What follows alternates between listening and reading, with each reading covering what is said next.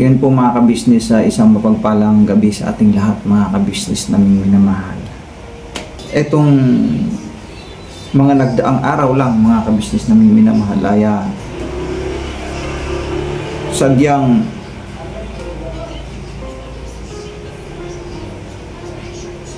ang panahon ay hindi talaga natin masasabi mga kabisnes. Itong mga kalamidad na pumipinsala ng maraming kabuhayan, pumipinsala ng buhay ng tao, at halos lahat ng mga sikapan ng mga tao makapagpundar na kung ano-anong mga gamit, bahay, sasakyan, yung iba yung nasa mga parting bukid ay nag-aalaga ng mga hayop, di ba? Mga pagtatanim na iba't ibang mga pananim para sa ikabubuhay mga business. Yung nasa parting syudad naman, siyempre yung mga nagtatrabaho sa iba't ibang uri ng mga departamento, nagsisikap, mabuhay, makapagpundar ng mga iba-ibang mga kagamitan, mga kabisnes. Sa isang iglap ay nawala lahat mga kabisnes. Itong mga nagdaang araw lamang ay ang Cebu, ang pinakasentrong tinamaan ng napakatinding pagsubok sa buhay ng maraming tao. Kasi kung makikita natin mga kabisnes yung sitwasyon nila, mga kabisnes, talagang nakapanlulumo mga kabisnes namin minamahal. Grabe yung ating makikita sa mga post sa ating mga kababayan na nagpo-post, na nakikita natin na sa about scroll natin sa ating mga cellphones. Walang iba tayong madalas na nakikita sa ngayon, yung pangyayari sa Cebu na washed out talaga mga kabisnes sa iba't ibang mga parte ng lugar, na lalong-lalo na yung ma-prone talaga sa baha. Talagang washed out yun mga kabisnes ng nakakaawa ang ating mga kababayan. Grabe, kapag nakita natin, maluha ka na lang mga kabisnes. Yung iba doon yung mga nakuhanan pa talaga ng video, yung may mga nagbi-video clips na kadalasan napapanood natin yan sa mga reels, mga posts sa FB mga kabisnes, na yung mga terminong Bisaya kasi Cebu is Bisaya, tabang Lord, yung mga ganun, tabangin mi Lord, tama na Lord. Kasi makikita mo talagang on the spot na nakikita sa harapan nila na ang tubig sobrang taas, na iba-iba na yung makikita mo doon, na nangaanod bahay, may mga hayop, may mga tao, mga sasakyan, na animoy, akala mo parang mga laruan na lang na lumulutang sa tubig na wala nang kumbaga sa madaling sabi mga kabisnes, wala na talagang pinipili kung ano, basta lahat na kung anong nandoon sa lugar na yun, wash out lahat yun. Kaya nasa mga parting department store na siyempre mga paninda doon, di ba? Tangay lahat yun mga kabisnes. Basta kung ano-ano na lang yung mga nandoon na talagang natangay talaga, wash out nga po mga kabisnes. Kapag ka nag-scroll ka sa cellphone mo, makikita mo ang mga nangyayari, mapabuntong hininga ka na lang talaga Tama nga yung binanggit ko nung vlog ko kahapon mga kabisnes, mapabuntong hininga ka na lang talaga sa mga nakikita mo, minsan mapaluha ka na lang lalo pat may mga makikita ka na mga bata na ando sa bubong,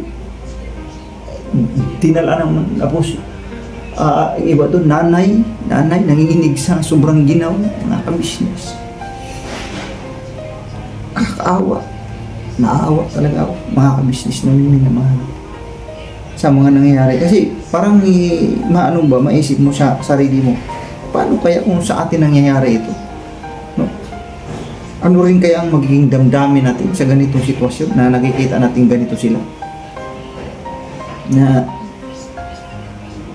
dumadaing, humihingi ng tulong sa Panginoong Diyos. Tulong po, Lord, tabang Lord. Yung ibig sabihin niya, Lord, saklolo, tulungan niyo po kami. Grabe ang ating mga kababayan doon. Mga kababayan namin, minamahal. Nararamdaman namin kung ano po yung inyong damdamin, mga ka-business. Nakikiramay kami sa mga nawalan ng mga mahal sa buhay. Kasi nakikita namin dito sa mga post talagang hindi naman magpo-post ito ng sa ganitong sitwasyon na parang para lang para mag-views ka lang.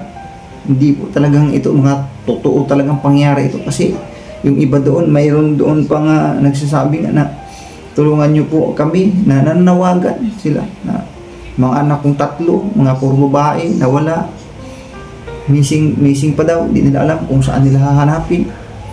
Siyempre saan nga naman nila hahanapin yun, mga ka-business, no? Sa sitwasyon na yun na ang ilog nangangalit sa grabe, ang lakas na sobrang taas. Saan mo hahanapin yung mga yun? Di malamang sa malamang babagsak naman yun, doon yun sa karagatan, ano? Tapos ang karagatan, nagngangalit din ang mga dambuhalang alon doon dahil simple bagyo nga, mga ka-business. So wala kang, simple bilang isang nanay, kasi nanay yun ang napanood ko doon Hindi ko nga alam, matandaan ko anong pangalan niya. Kung anong maging damdamin niya, simple, ang isipin talaga nun, sa isip nun, naku, di na talaga mabubuhay yun sa ganung sitwasyon. Kung mabubuhay man, salamat sa Panginoong Diyos talaga.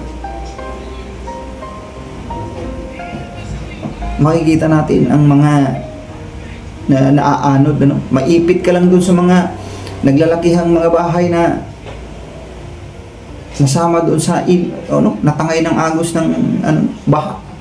Maipit ka lang doon, mga ka-business, wala nang kapag-asa, mabuhay ka pa ron O yung mga tawag nito,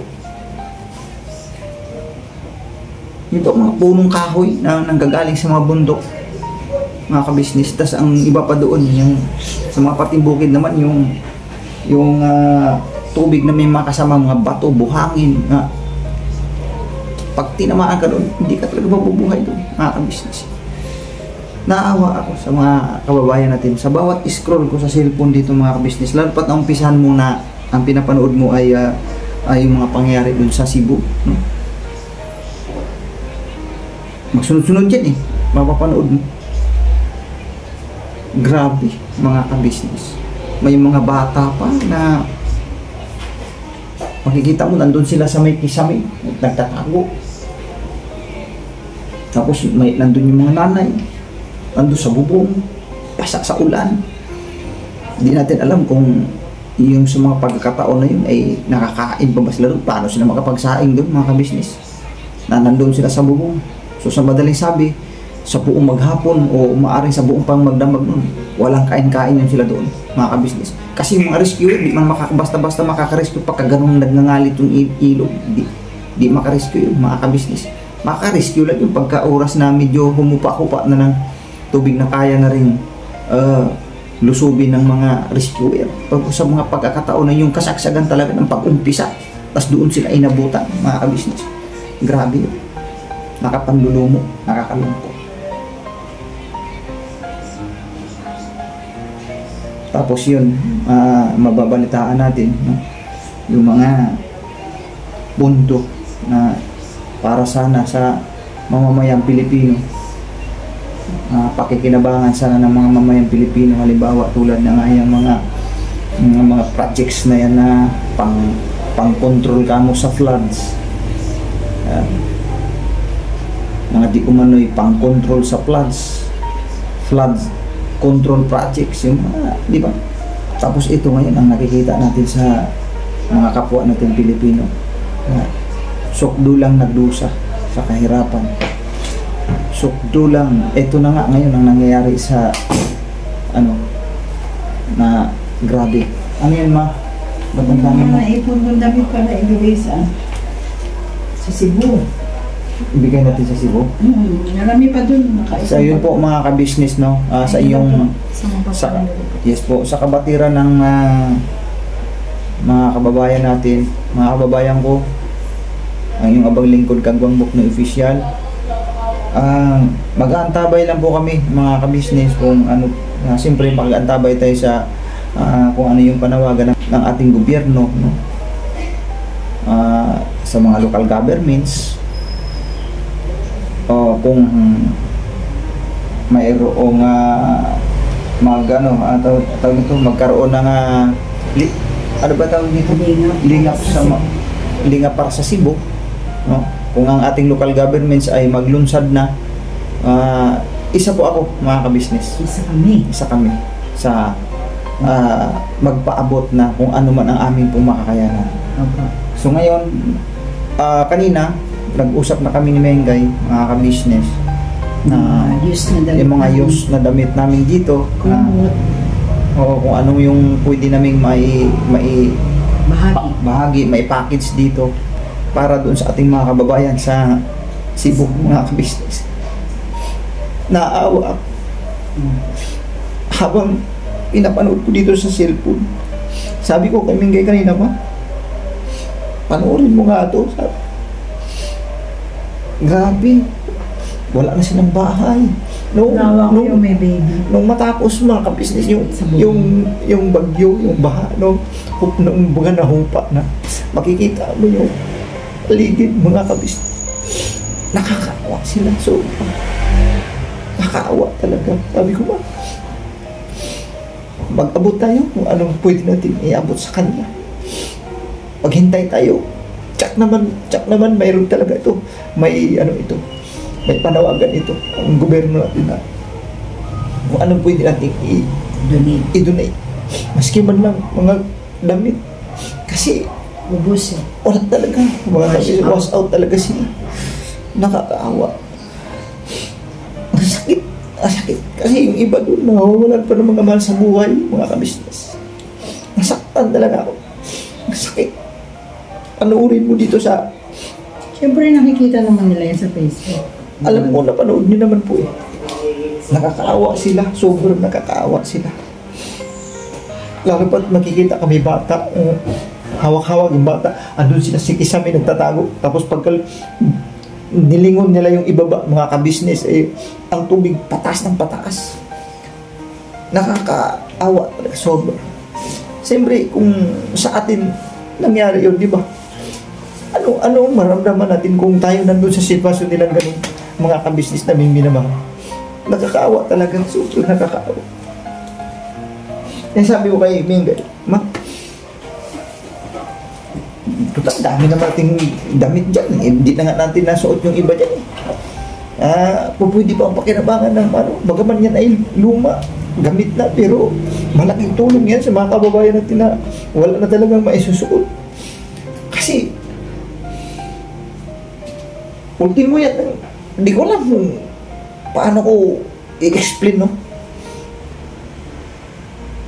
Kumbaga, zero balance talaga eh. Ala talaga eh. Pagkain, ng iba doon, masabi nga nila, hingi kami ng pagkain, tubig. Gutom naman sila. Gutom talaga sila. Kasi sinong hihingian nila doon? Mga kapitbahay na doon eh. Halos lahat sila doon, ganun eh. Ang sitwasyon eh. Ultimo nga may mga kaya sa buhay doon. Wala rin sila eh. Kahit magaganda yung bahay nila, wash out din. Mga kutsin, hindi nga alam kung saan yung hahanapin nila. Kasi nakatangay na. No? Walang mayaman, mahirap sa sitwasyon na yun, mga ka-business. Sa lugar ng Cebu, hindi lang yata sa Cebu. Pero ang pinaka-matinding tinamaan talaga yung Cebu. Yung Cebu talaga. Kabuuan halos ng Cebu, mga ka-business. O yung mga kanating pa niya, yung mga kadikit pa.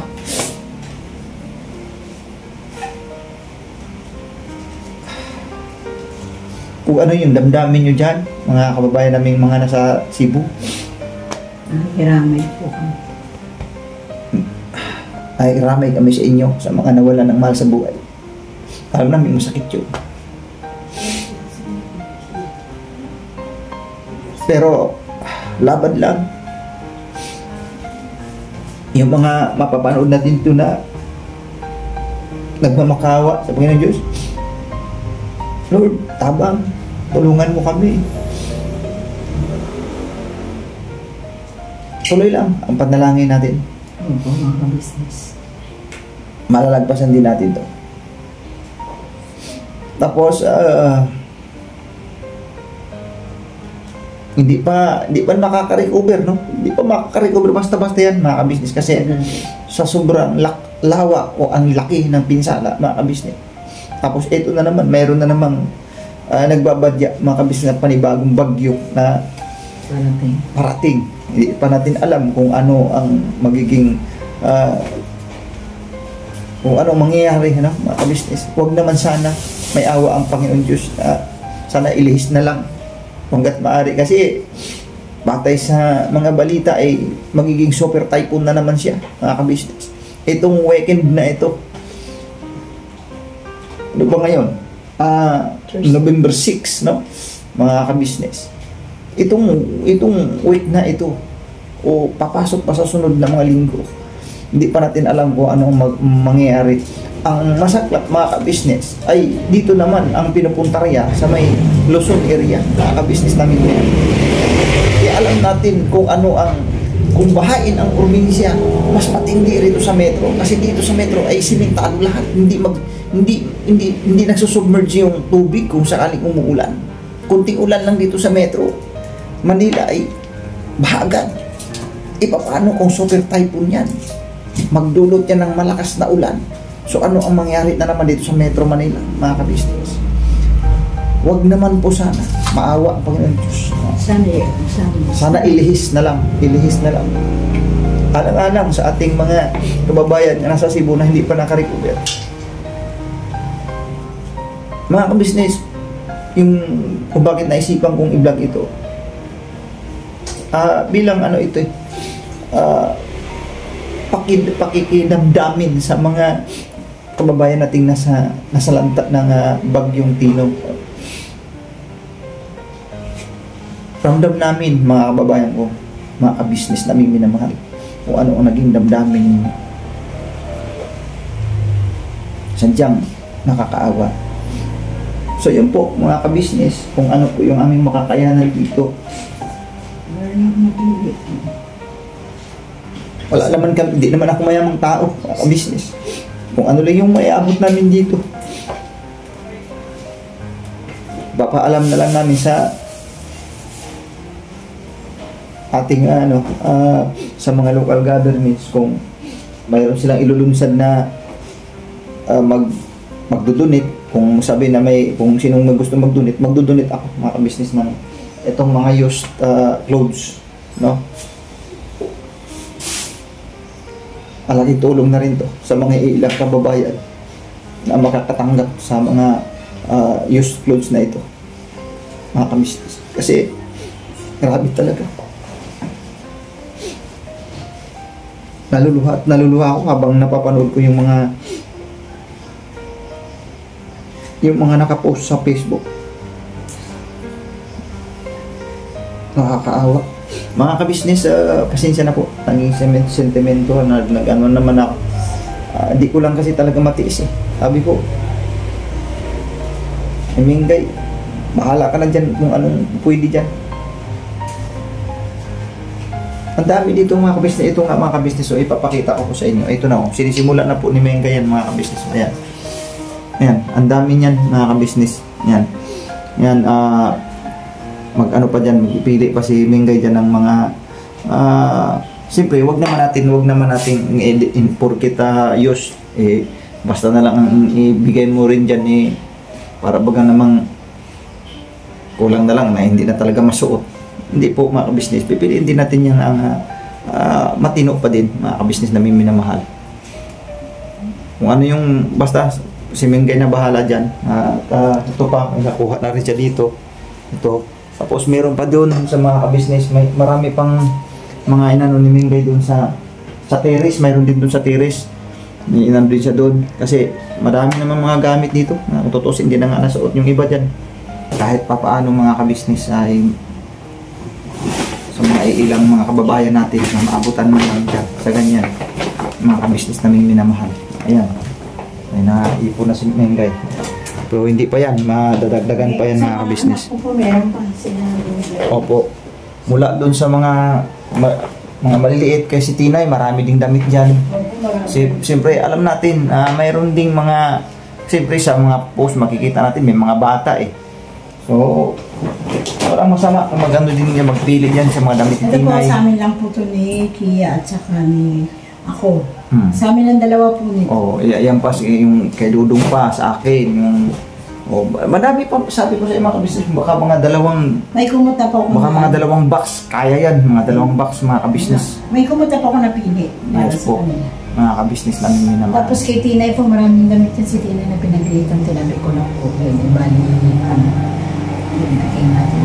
Tapos, ano yun, yung sila, Mrs. Ka-Business, marami yung mga damit sa amin po. Pinamimigay ni Mrs. Ka-Business.